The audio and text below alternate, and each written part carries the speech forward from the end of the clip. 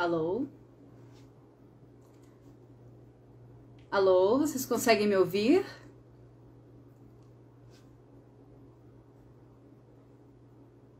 Sim?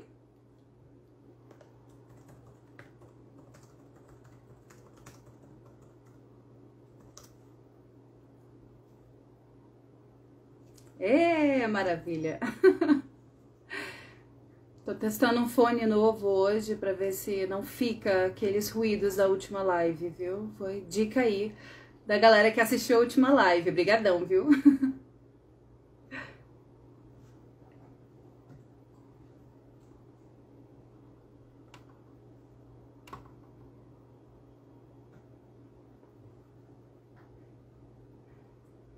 Ai, gente, maravilha. Muito obrigada pela presença. Olha, hoje a gente tem muita coisa para conversar, então assim, eu vou começar, não vou enrolar, prometo, tá?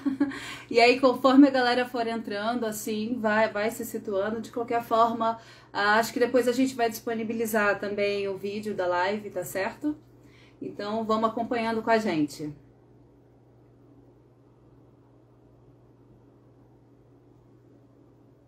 Gente, então começando, bem-vindas, bem-vindos e bem-vindos à nossa segunda Carna Live, uma realização rede carnavalesca em parceria com o Instituto Rosa dos Ventos e Setur. Hoje, a nossa conversa é sobre saúde mental, carnaval e pandemia. E nosso convidado especialíssimo para tratar sobre esse tema é o Thiago Petra, representando o bloco do Rivotril. O Thiago, que vai conversar com a gente hoje, ele é psicólogo antimanicomial e acompanhante terapêutico. Ele é mestre e pesquisador em saúde mental e cultura, professor e supervisor na área social comunitária e em acolhimento à escuta de emergência. Foi diretor do Instituto de Convivência e Recriação do Espaço Social Inverso e hoje ele coordena o bloco do Rivotril. O bloco do Rivotril, por sua vez, nasce em 2011 por demanda de algumas pessoas consideradas loucas que se sentiam ainda mais segregadas na época do carnaval. Foi então construído um bloco para acolher o pânico, a paranoia e outras diversas angústias e chamar a atenção da população frente ao tema da saúde mental. Pela folia, criou-se um espaço de diálogo com a cidade sobre a dimensão do sofrimento/resistência. Fomos aos poucos ocupando o comércio e hoje a rua toda, de fato mobilizando e trazendo conscientização. Revigora assim um bloco ativista que luta por uma sociedade da soma dos afetos, da escuta e compreensão, da empatia e solidariedade ao invés da indiferença e silenciamento. O bloco do Rivotril constrói uma escuta ampliada, somando o lugar terapêutico ao espaço urbano. Pela folia, propomos uma forma de acolher as potencialidades e autonomia dos excluídos em seu campo social. Trabalhamos com essa manifestação da cultura popular que sempre coloca a vida em movimento e vai contra qualquer forma de opressão. É dessa forma que eu quero convidar o Thiago, através do canal do Bloco do Rivotril, para conversar com a gente.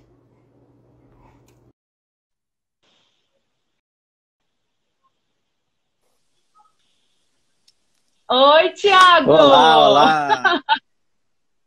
Que máscara é essa? Vou explicar tudo.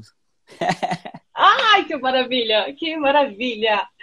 Thiago, muito bem-vindo. Muito obrigada a todos e todas e todes que já estão nos assistindo.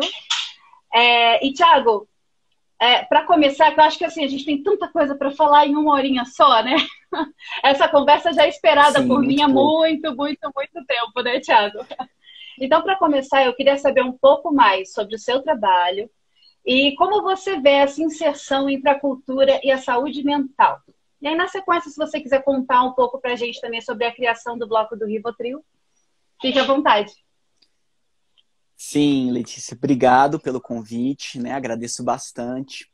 É pouco tempo, mas é um tempo super válido e necessário, urgente nesse momento, nessa situação histórica que estamos vivendo. Bom, explicar um pouco, né, toda essa essa performance, esse perfil vem de um pedaço, cara, claro que aqui eu não estou com todos os adereços, mas vem da minha fantasia, né, da fantasia que eu utilizo para sair no bloco do Rivotril todo ano, que é o do sujeito comprimido, né? Então ele é todo fechado em si e tal, todo reduzido, né? E é uma crítica justamente a uma sociedade que está sendo rotulada, né? Que está sendo diagnosticada excessivamente, medicalizada, né? Sobre esse controle dos corpos, dos afetos, dos sentimentos. Então é uma crítica, né? Então cria essa fantasia do sujeito comprimido como um contraponto. Essa sociedade que realmente tem feito com que as pessoas sejam interrompidas, né? Isso é muito grave. Então, uma crítica que o bloco do Rivotril traz já é essa, que as pessoas não cabem em um diagnóstico. Bom, Letícia se apresentou de uma maneira muito... a síntese dele, e também gosto muito dessa parceria, né? Que a gente já tinha essa parceria, mas agora está sempre fortalecendo, ampliando, que é com o coletivo do Folia com Respeito e o Carnavalesca, né? Sou muito fã mesmo de todo o trabalho que você faz à frente desses coletivos, junto com a Jupagu, né? Tá aí presente também, uma heroína para mim aí do Carnaval, e vamos lá. Nossa mestre. Sim, sim, estamos aqui muito devido a ela, e que bom, né, que a gente tem essa força do coletivo, né? Porque o Carnaval tem esse poder, ele tem esse poder dos encontros, né? E também da insubordinação, né? De mostrar que a gente não vai ficar fechado em si, né? Então é muito interessante ver isso, que a gente até nos bastidores conversando, o Carnaval vai para muito além, né? De um estande, de folheio, de uma aglomeração, tal. Ela é um estado permanente de circulação, de ocupação das ruas, né? De participação, de pertencimento coletivo. Então é muito isso que eu acredito, né? Eu acredito, o Bloco Rivotril, e eu vejo muito nos coletivos que são parceiros.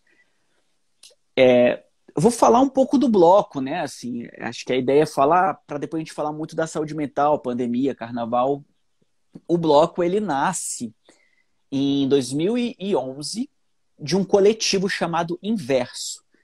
A Inverso é uma instituição, um instituto do terceiro setor, né? Conhecido como uma ONG. Ela nasce em 2001, a ONG, chamada Inverso. E a Inverso vem justamente o nome para dizer, fazer o contraponto do manicômio. A gente é o inverso disso.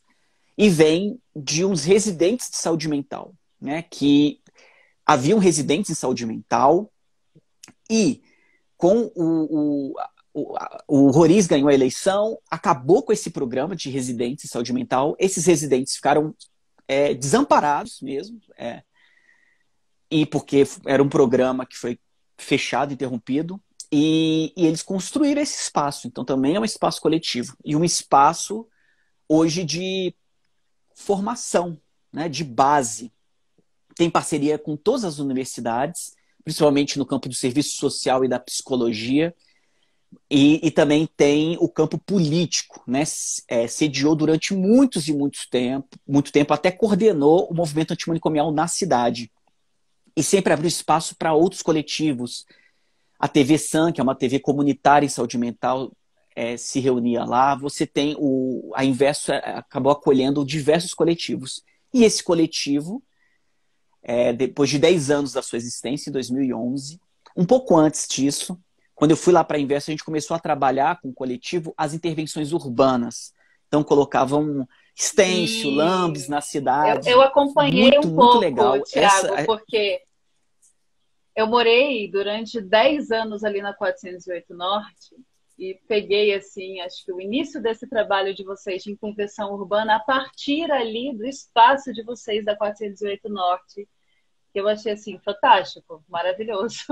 Tenho fotos, adoro. Perfeito, que bom que você viu, é uma testemunha clara daquilo. E outra, Letícia, até a escolha do lugar 408 na época, 2001, foi uma escolha proposital, assim, porque era era já o Baixo Asa Norte, né? Tinha toda a boemia, era perto do NB, então a gente queria aquele espaço. E é ali no subsolo, né? Do subsolo do Pinela, olha aí, né? Pinel, ou seja, a gente tem toda uma questão, a gente escolheu aquele espaço estratégico, né, para estar junto aos jovens, à universidade, né, a um antro ali político. E então, em 2007, a gente começa com intervenções urbanas, ocupando a cidade, porque geralmente, né, o trabalho manicomial, geralmente não, o trabalho manicomial, ele é opressivo, ele é de submissão, ele é justamente o silenciamento e a invisibilidade da pessoa, né? Então a gente começou a trabalhar com oficinas e depois viu, não, a gente tem que também expressar a nossa existência na cidade. A gente tem que colocar a loucura em diálogo com esse cotidiano urbano. E começamos a espalhar cartazes com a criação em demanda dos frequentadores a inverso, que é um espaço de portas abertas, né, que trabalha com oficinas, com escuta, com os direitos da pessoa que está ali diagnosticada com transtorno mental. Então é um espaço de vanguarda, né, e revolucionário mesmo, porque é isso, nos porões aí do plano piloto, ocupa espaços de forma estratégica. E essa intervenção urbana ganhou até um prêmio nacional, né, do Juca Ferreira, em 2009, por essa iniciativa, por essa ousadia, né? E essa insubmissão mesmo, esse ato de estar na cidade, se colocar na cidade, em dialogar, né? E fazer esse oposto do silenciamento e da invisibilidade. E aí, em 2011, escutando os frequentadores da Inverso, que na época do carnaval a gente sempre iniciava as atividades junto com o calendário letivo, né, com as universidades.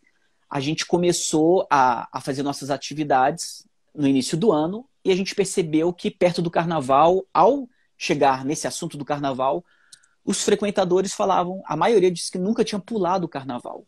Ou porque estavam internados, né, em hospitais, clínicas psiquiátricas, ou porque a família não deixava, ou porque eles não se sentiam à vontade. A gente está falando de um sofrimento grave, né, de como você até explanou na introdução, de pessoas que muitas vezes sofrem sintomas intensos no sentido de paranoia, de um pânico, então não se sentiam à vontade de pular o carnaval indo sozinho para isso.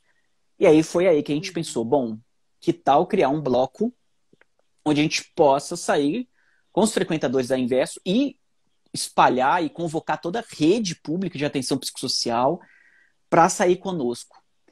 E aí, em 2011, nasce o bloco do Rivotril.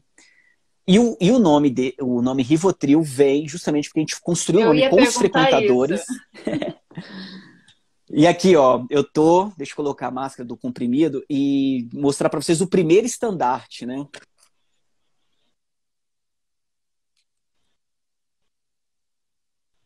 Então aqui é é o primeiro estandarte do Rivotril, feito numa madrugada antes da gente sair. A gente perguntou, né, para os frequentadores, tá aí, que é o bloco, né, qual o nome do bloco? Como a gente vai se identificar? E na época, o 2011 ali, os ansiolíticos estavam em alta, né, principalmente o Rivotril, o clonazepam. Então a maioria tomava e a gente começou a brincar com isso. Ao fazer esse estandarte na madrugada, foi Rivotril mesmo com L. Depois, com o tempo, a gente falou, não vamos fazer propaganda para esse medicamento. E brincamos com o carnaval de ser o trio. Então, hoje é Rivotrio, né, com O no final. Mas os frequentadores deram o nome justamente isso. E toda a metáfora que se trazia, né? Ansiolíticos, a gente está ansioso para sair para o carnaval. A gente tem a cultura, né? O coletivo do Rivotril tem a cultura de sair sábado pós-carnaval.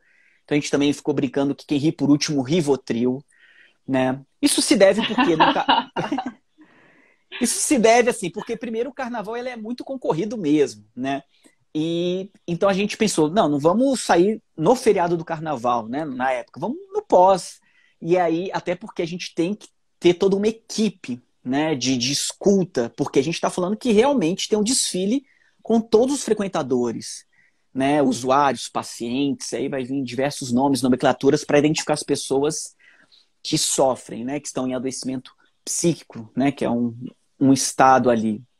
Então a gente está ali preparado para essa escuta, para qualquer intervenção que acontece, né, nos bastidores. Muitas vezes não dá para perceber, mas tem que estar muito atento para atender as demandas que podem surgir, até porque o bloco foi criado para isso. Primeiro, para suprir uma demanda de uma segregação, de um enclausuramento da loucura, né? a loucura que ela ocupa esse lugar do indesejado, né? É um excedente, vamos enclausurar essas pessoas. Então a gente, primeiro, o bloco é motivado para essas pessoas irem à rua, expressar essa existência, para elas acontecerem. A gente quer que a loucura aconteça, né? Então, primeiro vem para atender essa demanda. E, em seguida, né, não é tão dividido, é tudo complexo e junto, vem para comunicar uma luta antimanicomial a essa cidade. A mostrar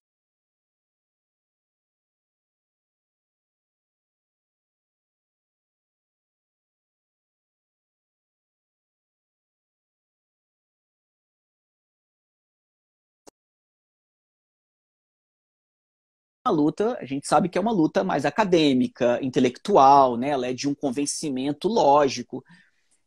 Então a gente queria, em contraponto a isso, fazer uma luta festiva, uma luta que pudesse contagiar. E é muito legal, porque há 3 anos a gente está conseguindo levar, há 3 anos seguidos a gente consegue levar 4.000 pessoas para a rua. E Caramba! muito bom. Assim, é algo que surpreendeu E todo como é esse mundo. público, Thiago? Como é o público? Porque acaba que o bloco do Rivotril, ele acabou durante esses anos abarcando muito mais do que só o pessoal do coletivo inverso, não é? E acabou agregando cada vez mais público, né? Então, como é esse público de hoje em dia, assim, dos últimos carnavais do Rivotril? Sim, então vamos lá. O Rivotril realmente ele começou com 20 pessoas, era só a ONG, né? E aí foi se espalhando, foi vendo que essa ideia ia dando certo. No começo a gente teve, né, a Eva Pimenta, ela ajudou a gente demais e a gente foi indo atrás de coletivos, né?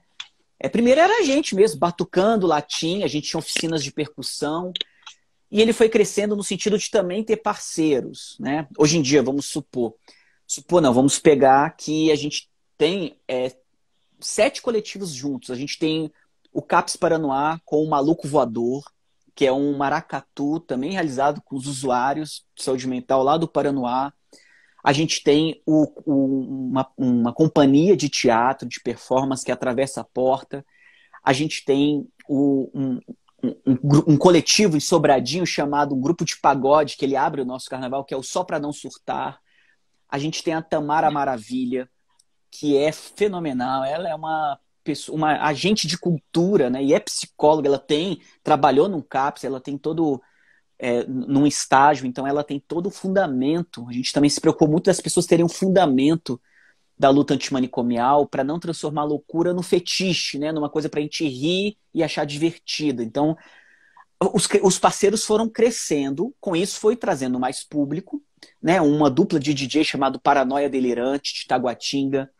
Nesse último ano, no ano passado, a gente teve a parceria do coletivo chamado Filhas da Mãe, que é de filhas que cuidam de mães com Alzheimer. Então, assim, elas saíram com a gente, as mães saíram, as filhas, saiu todo mundo junto. Então, isso foi crescendo.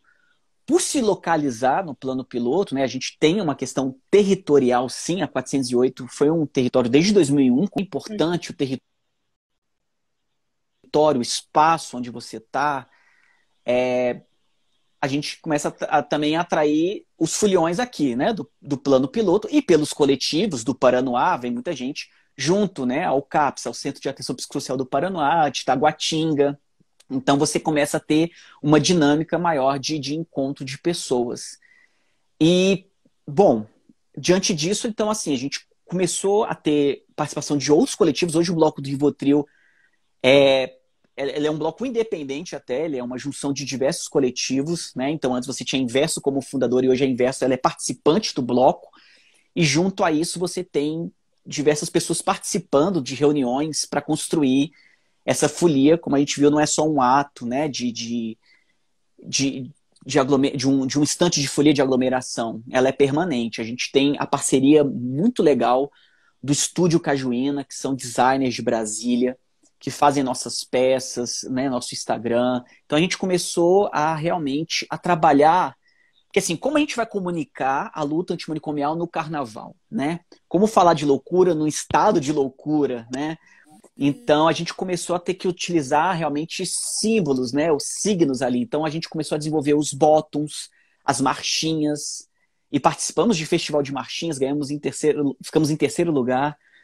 Então a gente começou a ter que usar, usamos fitinhas, né, com dizeres, a loucura não é contagiosa, é contagiante, bottoms, né, a quem interessa o manicômio, camisas, mais sedução, menos sedação. Então a gente foi utilizando frases e utilizando o microfone, né, antes e depois do cortejo, o cortejo também é muito importante para a gente. Antes e depois do cortejo, a gente tem o uso do microfone e a gente explica a pauta antimanicomial, né? Então, não é apenas uma folia instantânea. Ela é para a pessoa levar um botão, uma fita e tentar ali naquele êxtase gravar alguns recados sobre uma sociedade que tem sua base manicomial, né? Acho que também é bom informar que o manicômio não é só uma junção arquitetônica, né? Ela é um modelo de sociedade. O manicômio é um modelo de sociedade que utiliza a coerção, né? Quando você tem uma sociedade que você tem ali uma utilização da coerção, da submissão, da opressão, da violência, você tem um manicômio. Você tem uma prática manicomial. Então ela é maior do que um espaço de depósito de pessoas, apesar de ser isso. E esse espaço não acabou, né? Diversas clínicas psiquiátricas são manicomiais, né? Apesar de ter um folder legal, uma mesa de ping-pong e tal, mas a gente está falando de práticas. Uma prática que despersonaliza o sujeito é uma prática manicomial. E aí, só para ainda falar um pouco desse manicômio, é muito importante, então, a gente tá atrelado e tá nessa parceria, junto com Folia, com Respeito, Carnavalesca, porque a pauta antimanicomial, ela atravessa, ela é transversal, ela permeia todas as lutas, todos os movimentos. Porque quando a gente fala da luta antimanicomial, a gente está falando de uma luta antirracista, antissexista, antifascista, decolonial. A gente está falando de um modelo de sociedade. Até porque é justamente essas pessoas, né, ditas minorias, que são indesejadas, que tem como um dos destinos o manicômio. Então a nossa luta, né, do Bloco do Rivotril sempre foi trazer uma luta transversal, uma luta junto com os movimentos. Né? Não tem como. Então a gente está atrelado a toda a política de raça, de gênero, de sexo, de etnia e de classe. Maravilha, Thiago. Fantástico esse depoimento. Muito legal saber que existe um bloco, entendeu? Que leva essa bandeira, que levanta esse tema, que levanta essa discussão. É muito importante para Brasília, para a cidade, para o país. Eu acho fantástico. Você sabe, Thiago, se existem outros blocos em outros estados que tenham essa mesma fonte de vocês? Sim, sim. A gente bebeu de muitas fontes ao decidir que iria fazer o carnaval. Assim, tem até né? Vou dar um exemplo. Da loucura suburbana, que é no Rio de Janeiro, que fica em Engenho de Dentro, onde a Nice da Silveira trabalhou, né, junto com a Ivone, Dona Ivone Lara, que era enfermeira, né, e trabalhava junto com a Nise da Silveira. A Nise que sempre deu recado, né, não vamos nos curar além da conta. E é justamente isso que a gente também tenta no Rivotril. Né? Então tem a loucura suburbana, tem em Minas Gerais também tem muitas escolas de samba, né? Com as brincadeiras, trem tantã, tal. Então, assim, tem sim outras fontes. E apesar de serem poucas e serem novas, né? De algum modo, o Rivotril, esse ano, tá fazendo 10 anos, né? A gente começou em 2011. Então, a gente chega até antes desse boom dos carnavais de rua, né? Que voltaram a acontecer. E foi mesmo pela escuta, né? Porque é fundamental ter a escuta da pessoa. Até um dos nossos botões do bloco é escute a vontade da loucura. Qual é a ideia? Porque também a gente não vai aqui ficar romantizando tal, porque a gente está falando de pessoas e de uma condição de muito sofrimento e de muita precariedade. Né? A gente está falando de que é importante escutar a vontade, o desejo, no fundo a gente está falando de escutar a necessidade, né, da loucura. O que ela quer dizer para a gente? Né? A loucura, ela é um campo de maior intensidade dos afetos, né? É de como ela percebe ou como ela é afetada pelo mundo e como ela afeta também. Então é algo muito grandioso. Todos nós somos permeados pela saúde mental. Tem momentos da vida que a gente vai demandar mais. Só que ela está no cotidiano, né? A saúde mental. Quando a gente fala de saúde mental, a gente está falando de acesso, né, a transporte, a mobilidade, a moradia, a emprego, né, acesso à informação, acesso a lazer, à cultura. Então, a saúde pública ela é uma saúde do corpo, ela é uma saúde do afeto, das relações, dos sentimentos. Perfeito. Ela é gigantesca. E toda a saúde mental ela é política, né? Ela permeia toda a vida política.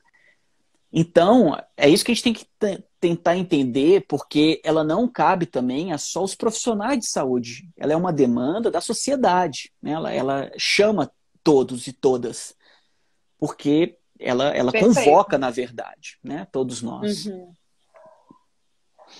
Agora, Thiago, como foi que o Bloco recebeu a pandemia? Porque foi assim, foi logo após o Carnaval, né? Então, assim, se o Bloco do Rivotril sai pós-Carnaval, foi então logo depois da saída do Bloco, né? Como é que foi isso? Foi sim, a gente até na época brincou muito com isso, que foi a última aglomeração que teve, né? Porque a gente já sai de sábado pós-Carnaval. E eu lembro que foi até uma data curiosa, foi de 29 de fevereiro, já não tem muito 29 de fevereiro, né? E caiu, sábado pós-Carnaval foi dia 29, então a gente falou assim, cara, já tá toda uma mística aqui. Então acabou que logo em seguida veio a pandemia e, bom, como é um coletivo que funciona, como é o coletivo da Inverso que compõe o bloco, acaba que tem atividades todo o tempo, todo ano, né? Não é uma atividade só para o Carnaval. O bloco do Rivotril, sim, é a expressão máxima desse momento. Mas acabou que com o tempo, os oficineiros, os profissionais da Inverso, continuaram com oficinas remotas, com alguma estratégia para estar acolhendo, fazer a escuta de todo o público, né? De todos os frequentadores que precisam dessa demanda. Ainda mais uma pandemia, né? A gente teve muita surpresa diante da pandemia, até porque, aliás, surpreendeu todo mundo, né? Porque a gente achou que seria uma coisa ali talvez de 2, 3 meses e foi piorando, claro, atrelada a toda uma ineficiência política, né? Uma mesquinhez, um deboche e tal. Então, assim, isso foi piorando, mas globalmente realmente surpreendeu uma pandemia a nível de muita intensidade. E então a gente deixou em aberto, né, toda a construção do bloco e com isso foi participando de lives, de tentar divulgar o bloco. Há pouco tempo, a última vez foi na Rádio Cafuné também, que eu tive essa participação. E a gente está sempre, o coletivo, né, ele se divide e está pensando em coisas, né, como a gente pode estar trabalhando esse ano o bloco, né, seria com lambes na cidade, né, com distanciamento, como a gente pode estar trazendo toda a comunicação, toda a linguagem, a narrativa antimanicomial para a cidade sem se aglomerar, né, sem ter esse... Né, isso é maravilhoso, Thiago. Porque, sim, estamos assim, pensando muito eu acho nisso. que é o momento, inclusive, da gente dar uma lembrada também que até o momento que a gente tem de oficial sobre o Carnaval de Brasília é um cancelamento, né? A gente tenta conversar para ver se não é possível que a gente possa realizar alguma coisa, por exemplo, virtual, ou que possa... Assim, nesse ponto, o coletivo reinventa, né? Tá de parabéns, e ele vem justamente para agregar, né? Para juntar esses blocos, para comunicar com os blocos, saber o que cada um está fazendo, o que cada um está realizando. A gente tem o objetivo de montar também uma programação, porque estão acontecendo, né? O carnaval vai acontecer. Como você falou no início, né, Thiago? O carnaval é muito mais do que apenas aglomeração. Uma cultura popular muito antiga que precisa ser respeitada, que precisa ser reverenciada, na verdade, e que precisa ser lembrada, né? não é porque a gente não pode sair às ruas que o carnaval não acontece, né? Quais são as formas, né, que a arte tem para chegar até o público, até o folião, até a foliona, né? Então, assim, Sim, é muito interessante. exatamente. Nesse movimento do Reinventa Carnaval, Thiago, o bloco do Rivotril, está pensando em realizar alguma coisa já? Então, de antemão é muito difícil dizer, até dizer que a gente vai ter dia 30, sábado agora, uma reunião, primeira reunião do ano da comissão do bloco, né? Uma comissão, como eu falei, tirada de integrantes da Inverso e de outras pessoas, então a gente se junta e pensa, né, na pauta do bloco. Isso estaria já acontecendo, geralmente acontece em outubro, né, quando para o carnaval sair. Então, até as pessoas pensarem nisso, né? A gente se reúne 4, às vezes Uhum. 5 meses antes de fazer o carnaval mesmo. Parece que é só um dia, mas é muito mais do que isso. Bom, mas diante de todo esse imprevisto, né, e essa surpresa, a gente então deixou em aberto, mas agora vai se encontrar no final desse mês, sábado agora, de maneira híbrida aí. Quem tiver junto ali puder se encontrar, tudo bem, senão vai ser de forma remota. Mas para pautar isso, as ideias são fazer intervenções, né, com essa pauta da questão da luta antimanicomial.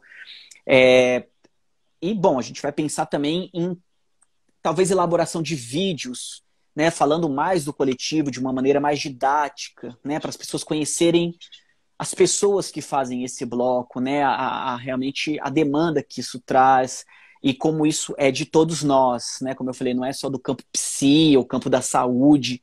A saúde mental ela tem que ser Uhum. ampliada. Esse especialicismo, né, esse reducionismo, ele é muito perigoso, né? Então, assim, então a gente talvez vai trabalhar outras formas de linguagem, né, durante todo o ano. O legal é isso, que antes era um grande ato, né? Era realmente a insurgência ali da alegria, né? Era nosso momento maior.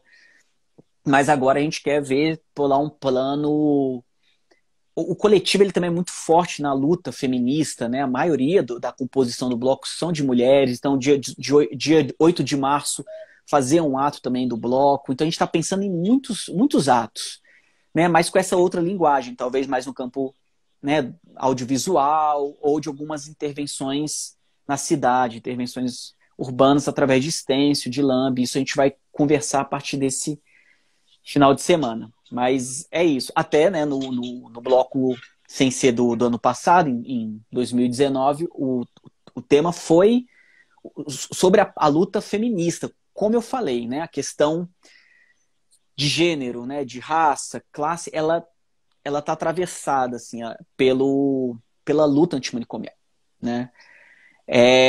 São justamente essas condições, né, de silenciamento, de submissão, de precariedade, né, que a gente faz uma demanda em saúde mental. Então, é muito importante ter os coletivos, né, juntos nessa pauta.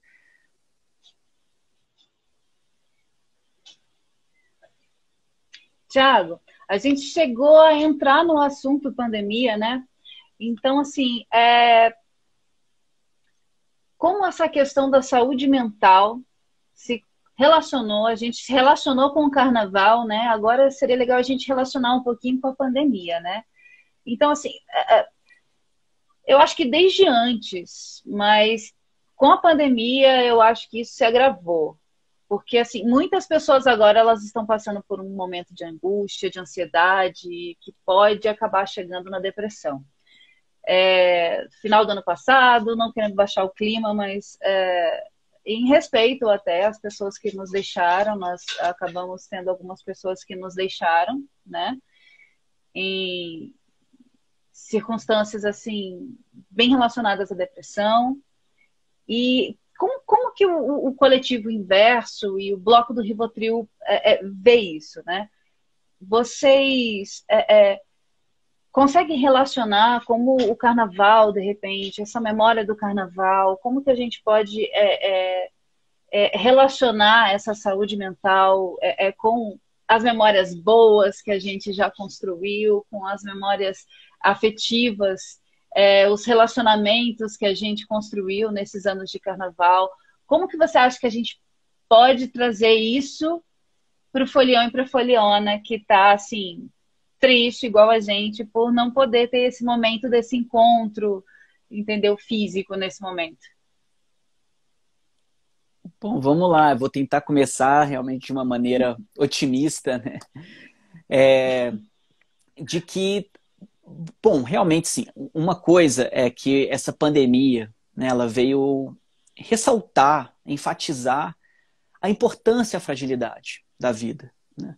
E com isso a importância dos encontros, né, que a vida se dá em relação. E, e primeira coisa, né, acho que o carnaval, a questão da saúde mental é de superar um medo, né? Superar uma sociedade baseada na intolerância, no ódio, né? De mostrar que a gente quer que a vida aconteça, né? Que a alegria ela é muito importante, que os encontros, que a convivência ela é necessária.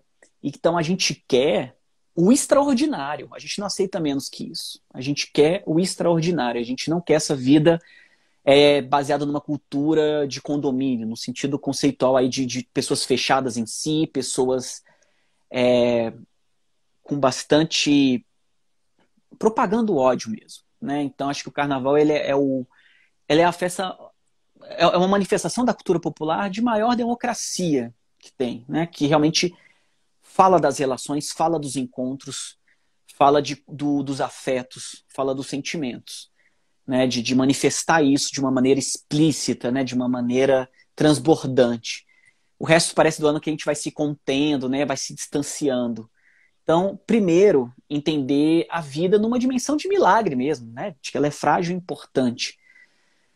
Outra coisa é que a pandemia, ela, numa sociedade exatamente baseada no controle, no planejamento, né? Na segurança, né? Nessa proteção, que realmente a gente sai de um estado de bem-estar social e vai para um estado de proteção e segurança individual, né? Quem venceram as últimas eleições, não agora dos Estados Unidos, mas até pouco tempo, foram pessoas que venderam essa ideia de segurança e proteção individual, né? Do armamento, de tudo.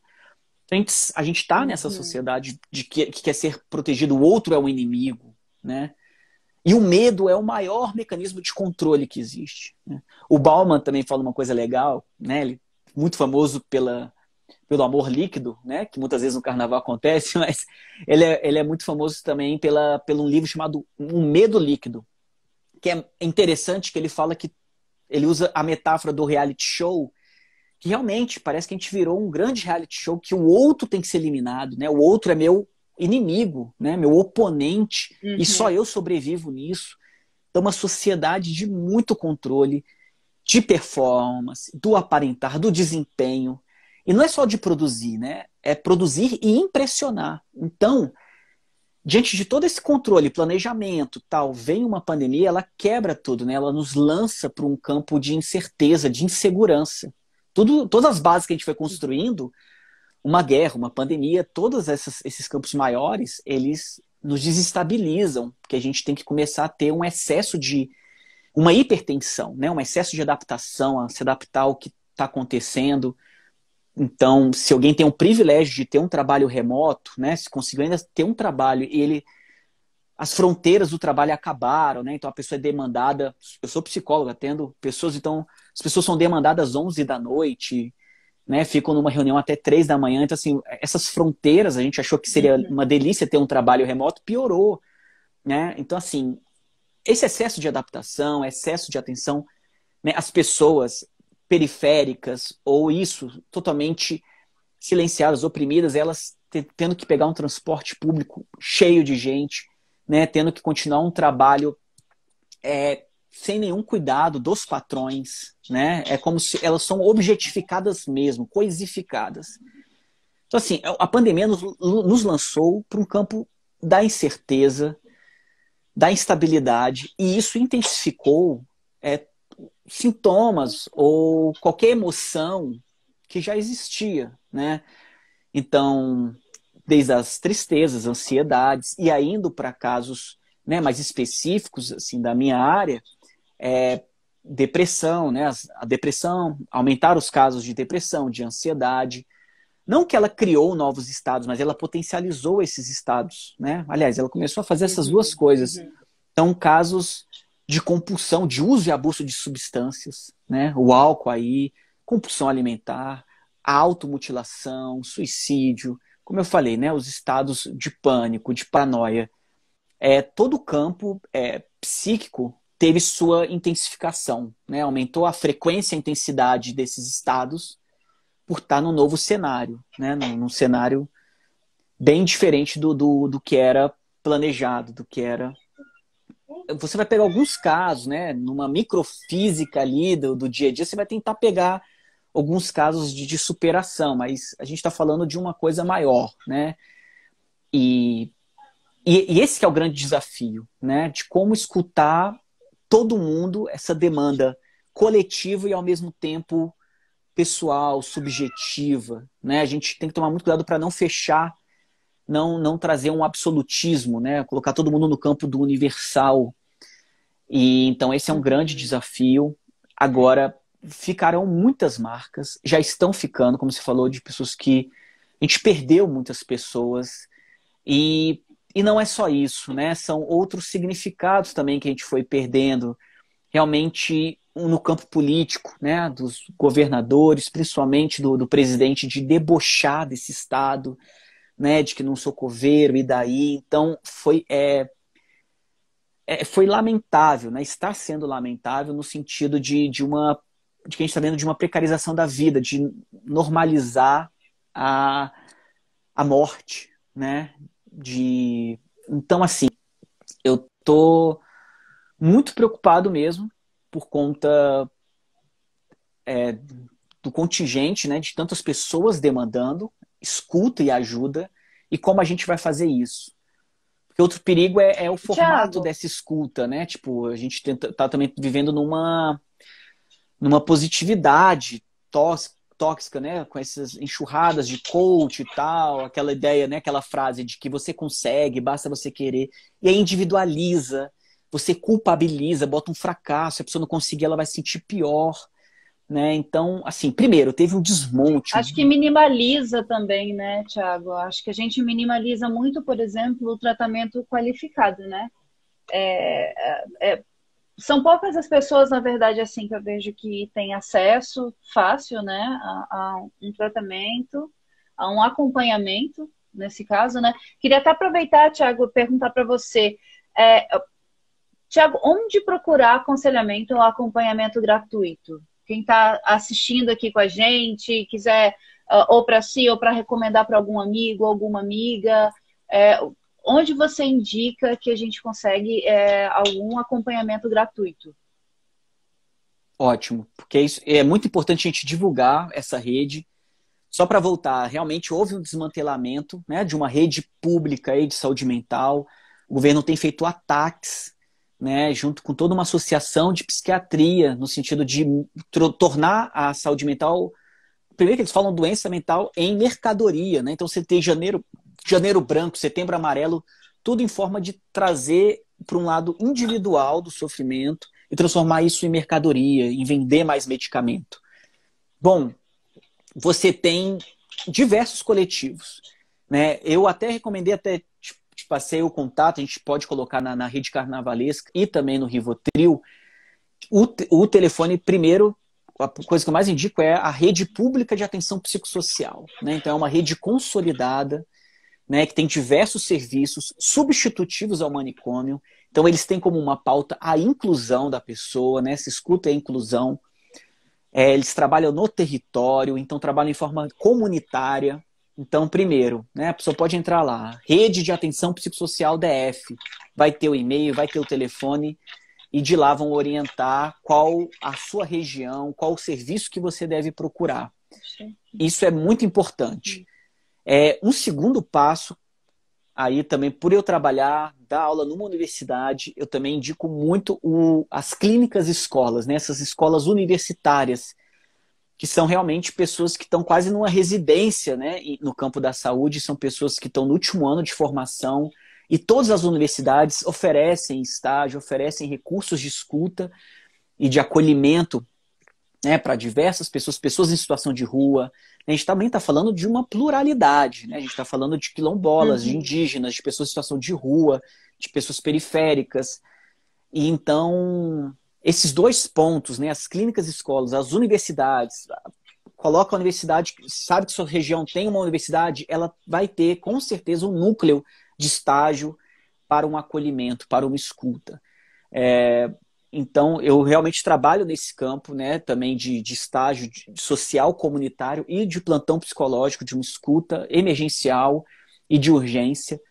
E hoje as diversas faculdades, em sua maioria, oferecem essa escuta. Esses dois pontos. Você também tem iniciativas, né, no campo do terceiro setor, como a própria Inverso, que traz um acolhimento de portas abertas, gratuito. Então, Inverso, é isso mesmo, Inverso, está sim, no inverso.df, está sim, no Instagram, e então pode procurar lá no Facebook também, e aí lá tem o endereço, tem o telefone, vai ter vão orientar o sistema de acolhimento e de escuta. Você tem um Centro de Valorização da Vida, o CVV, que é para uma demanda específica, né, numa urgência, estão mais preparados para fazer uma escuta diante de uma ideação, né, de uma ideia, de um comportamento suicida. Sim, que é o número, bom a gente lembrar o número 188 do CVV. Exatamente. O Tiago citou aqui a Rede Pública de Atenção Psicossocial, né, do DF. Eu separei aqui, Tiago, mas a gente coloca depois nos comentários também. Mas o telefone, para quem quiser ir rapidamente anotar, é o número 2017 1145 com o ramal 1048. Ou então tem o e-mail também, que é DSAN, com 2 S, ponto, sesdf@gmail.com. Tiago, você falou das clínicas universitárias. A gente tem algumas aqui em Brasília, então, que prestam esse atendimento. Você sabe se durante esse período da pandemia está aberto, está disponível? Sabe Olha, dizer? só não vai estar talvez não vai estar disponível por conta das próprias férias letivas, né? Porém, a gente vai começar agora em fevereiro as aulas e aí já vai estar com esse serviço disponível novamente. Mas sim, você tem as universidades como lugares de estágio para fazer essa escuta, né? Para atender a demanda da sociedade, um trabalho comunitário. Então, você pode procurar. Estou falando de lugares específicos, porém, a pandemia, né, também traz uma urgência para a gente cuidar das nossas relações, né? Ela traz essa questão. Como estão nossas relações? A vida se dá em relação, né? Ou seja, a saúde mental também está nas nossas redes pessoais, até para dizer, para não estar só num lugar institucionalizado, mas a gente vai sempre divulgar esses espaços, sim, né? A rede pública de atenção psicossocial, as clínicas, escolas, UNIV. Porém, a gente tem que saber que está muito mais próximo, né? A gente saber que possibilidades a gente tem, que limites e que condições a gente tem de dar um cuidado ao outro, né? Por exemplo, se eu estou aqui e sei que meu pai ele tem uma preocupação maior de sair de casa, ele é um grupo de risco, que tal, né? Todo dia eu dar um oi para ele, faz uma videochamada, né? Mantenho o contato com ele. Isso é um cuidado, isso é saúde mental. Por que não a gente mapear nosso campo afetivo, nossa rede afetiva, criar nossa própria rede também, né? Além dos espaços institucionalizados? Que amigos, que amigas a gente tem, como a gente pode estar trocando essas ideias, como a gente pode estar se acolhendo. Olha, determinada demanda eu não consigo, mas, poxa, fulana vai conseguir, fulano. Então a gente consegue perceber nossos limites, nossas possibilidades. Então é urgente a gente criar nossas redes de afeto, nossas redes de cuidado. Como eu falei, a saúde mental passa por nós. Claro, né? Tem momentos que isso é de maior intensidade. E aí sim precisa de um tratamento especializado, profissional, e aí a gente tem essas redes. Sempre legal procurar espaços que trabalham em rede, né? Tem que investigar sim, né? Se está com um colega, uma amiga, um ente querido que precisa de uma demanda maior, saiba desse profissional, saiba dessa clínica. Como eu falei, a prática manicomial vai para além de uma arquitetura, né? A gente precisa fazer uma rede e também de fiscalizar esses espaços. Porque senão pode sim ter o agravamento, né, de uma questão afetiva, emocional, de saúde mental. Então é muito importante a gente estar atento às nossas relações, isso é fundamental, às nossas relações e aos nossos afetos. A pandemia trouxe isso, né? Como a gente está se relacionando, como a gente se relacionava, como a gente está morando, né? Ela levantou diversas questões que, diante de um excesso, de uma aceleração de uma sociedade, a gente não estava, muitas vezes, percebendo. Então é urgente todos nós pudermos ser agentes e operadores de saúde mental. Perfeito, aí, ó, eu escutei Thiago. um miau, Nossa. Parece que foi um... É, meu gatinho aqui. Raulzito, abre a porta pra ele. Não, mas foi favor, Ah, um antimanicomial. Antimanicomial. é. Perfeito. Ti, eu estava vendo aqui sobre a sua pesquisa, né, que envolve cultura e saúde mental, né? Ou seja, muito a ver sobre o que a gente está falando aqui hoje, né? Que é o carnaval como uma fantástica, que é histórica, representativa do povo brasileiro, né? E essa relação com a saúde mental. Como que você está vendo que a cultura está agindo e como ela pode agir para ajudar um pouco nessa sensação de isolamento, né? A gente viu aumentar, por exemplo, a quantidade de acessos em Spotify, em mídias de filmes e tudo mais. Mas como que você vê assim essa relação mais intrínseca mesmo entre a arte, entendeu? Entre a cultura e a luta antimanicomial. Assim, eu acho assim, é completamente relacionado, mas dessas relações, o que você acha que é mais importante assim a gente frisar? Sim, realmente, a luta antimanicomial ela está entrelaçada aí com a cultura, né? Ela é uma questão sociopolítica, cultural e conceitual.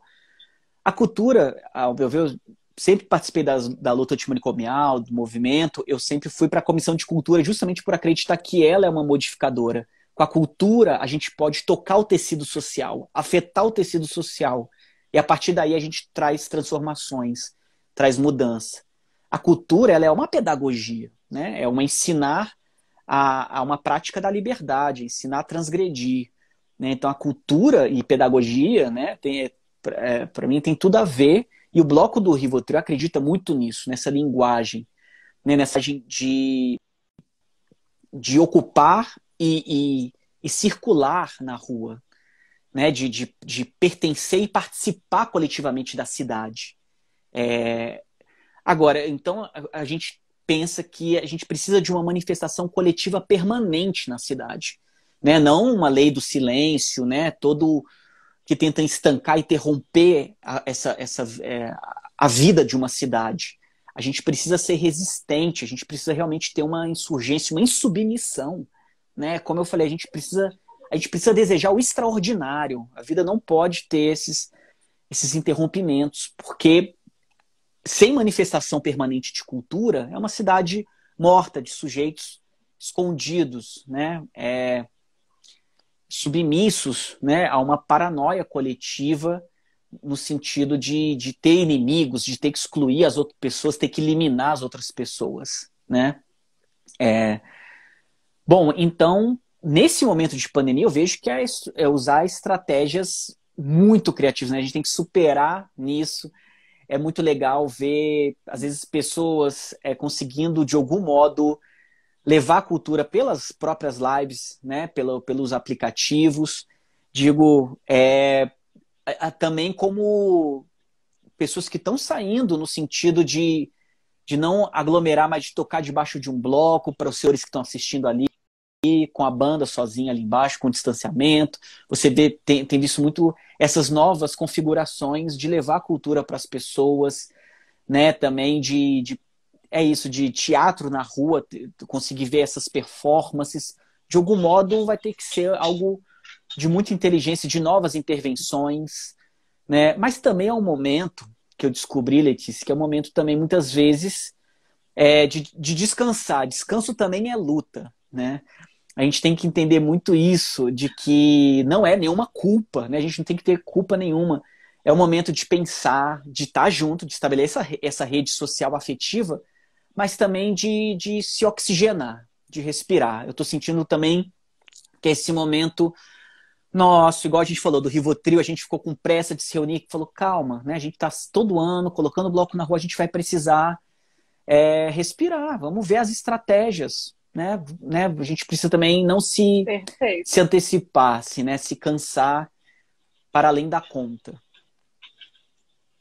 Tia, a gente tem aqui várias pessoas que passaram aqui pela nossa live, que estão aqui ao vivo agora. A gente tem alguns comentários. Tem a Ju aqui, maravilhosa, a gente que falou dela. Ela que é a mestre da rede carnavalesca. Ela está dizendo aqui pra gente, ó, vem para comunicar uma luta antimanicomial para essa cidade. Rivotril. Maravilha, saudações. Olha, a Aline B79 falando, professor nota 1000. Olha aí, Thiago. Obrigado. Alessandra Femela falando, adorei as citações, salve. Thiago, é fantástico mesmo, gente. Eu tô apaixonada por essa conversa. Ti, mas infelizmente o tempo corre. Quando a gente tá mais feliz, o tempo corre, né, da gente. Eu queria muito agradecer, Thiago, pela essa conversa com a gente. Foi, assim, interessantíssimo. Muito obrigada também ao Bloco do Rivotril, a todas, todos e todes que acompanharam mais essa live aqui com a gente. Lembrar também que a próxima já vai ser quinta-feira agora, sempre às 21, aqui pelo Instagram da Rede Carnavalesca. E nosso convidado será o queridíssimo Ailton Vélez, do Bloco Menino de Ceilândia. Não sei se você conhece, Thiago, uma figura fantástica do carnaval brasiliense, ceilandense. Vai ser ótima conversa também. Queria que você tivesse a última palavra, uma mensagem, se você quiser, deixar para a gente, para conversar sobre o carnaval, sobre saúde mental, sobre pandemia, sobre o que você quiser. Fique à vontade. Sim, agradeço bastante, muito mesmo, estou muito feliz com esse espaço, com essa troca de ideia, com pessoas tão queridas acompanhando a gente. Ju, já saímos sim no Pacotão, no setor comercial sul, então assim, a gente está sempre aberto para parcerias, a gente tem o nosso bloco, mas consegue sair em outros. Aliás, já recebi também todo o seu convite de parceria para sair na Praça dos Prazeres. E meu recado não tenhamos medo. Medo é um sistema de controle, né? Vamos ser seres, né? Vamos desejar aí o extraordinário. Vamos cuidar dos nossos afetos, das nossas relações. Vamos realmente procurar criar nossa própria rede de cuidado, né? De amparo, né? Vamos nos cuidar, pessoal, diante dessa vida que está realmente caminhando para uma precarização, né? Então a gente precisa estar junto. E amo muito quem está aí acompanhando, todo Thiago. mundo. E o carnaval é a síntese da vida, ela é muito grande, ela é o lugar da fantasia suprema. E escutem a vontade da loucura, pessoal. Perfeito, gente. E é com essas palavras maravilhosas que a gente encerra essa segunda Carna Live. Muito obrigada a todos, todas e todos que estiveram com a gente. A gente vai salvar essa live e disponibilizar depois, então dá para reassistir, chamar as amigas e os amigos para ver com a gente novamente. Um beijo, muito obrigada, boa noite, gente. Até quinta!